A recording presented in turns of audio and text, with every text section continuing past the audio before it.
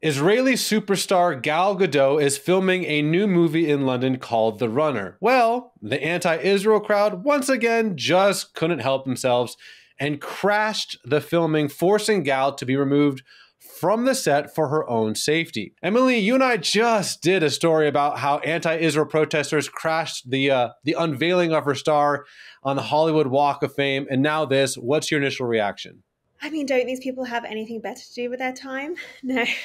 I just think it's so interesting that she's targeted when Gal has been such a voice actually for peace. And, I have been following her for years because I just think she's an amazing actress and she is such a peaceful, inspirational woman. And she's posted on her social media platforms how much she actually wants to love her neighbors. And she said on October 12th, this last year, she posted on her Instagram saying, killing innocent Palestinians is horrific. Killing innocent Israelis is horrific. If you don't feel the same, then there's something wrong with you. Like, she is someone who cares not only about her Israeli family, brothers and sisters, but also the Palestinians too. And so I just think it is so sad to see that this is a person that's being targeted for, whether you agree with the Israeli government or not. I don't think Gal Gadot is the person that should be targeted for this. So, Emily, let's say you were face to face with these protesters and for some reason they actually said, okay, let's have an honest conversation. What would you want to tell them? I was looking up what countries have the worst human rights in the world. And ironically, Israel is 124th on the list. America is 117th. So even the United States has worse human rights than Israel, which is kind of hard to believe. Now, I would say if you want to target any country, maybe go for the top 5 on that list. Iran being number 1, Yemen is on there, China is on there. I mean, I don't think anyone should be targeted for their government's actions unless they're actually complying in the, killing of people. But I'm not responsible for the United Kingdom's actions. I mean, you're not responsible for America's actions. We're not responsible. We didn't get to choose what country we were born in. Number one, not saying that Israel has. I mean, Israel is a great country in terms of its policies, I believe.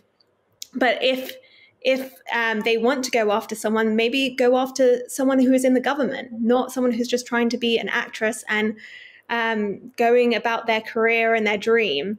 And so I don't understand why some of these countries are not targeted with their clearly having a worse human rights statistic. I mean, Israel actually has freedom of speech.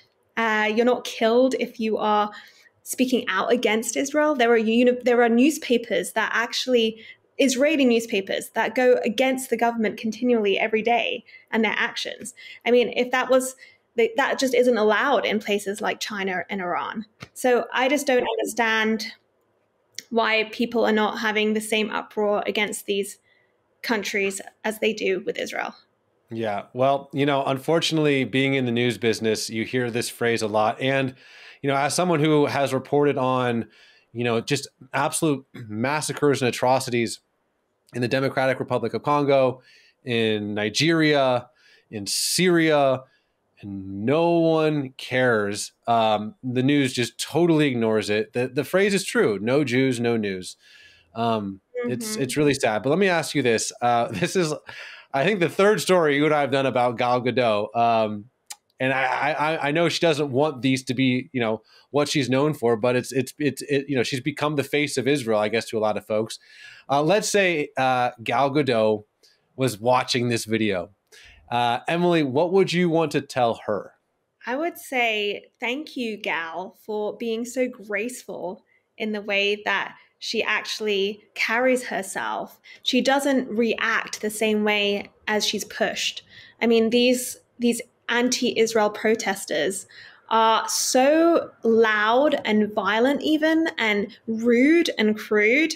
And the way that she reacts is so graceful and loving and kind. And I think that if you can look at the two and see maybe who potentially is in the wrong here, I think I would definitely lean towards these really hate-filled, just loud, kind of accusatory, pro-Palestinian, like wokist uh, people, because they're accusing her for someone they don't even know her or her story.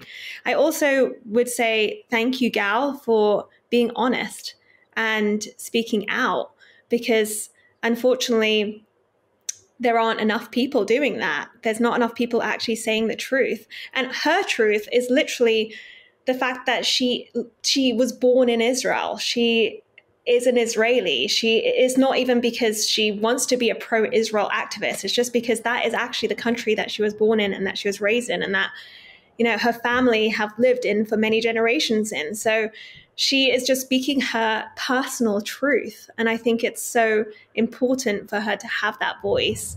And yeah, and to say, continue to do it, continue to speak out.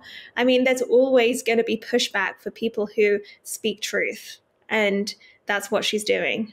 Amen. Amen. Well, Emily, thank you so much, my friend. Thank you.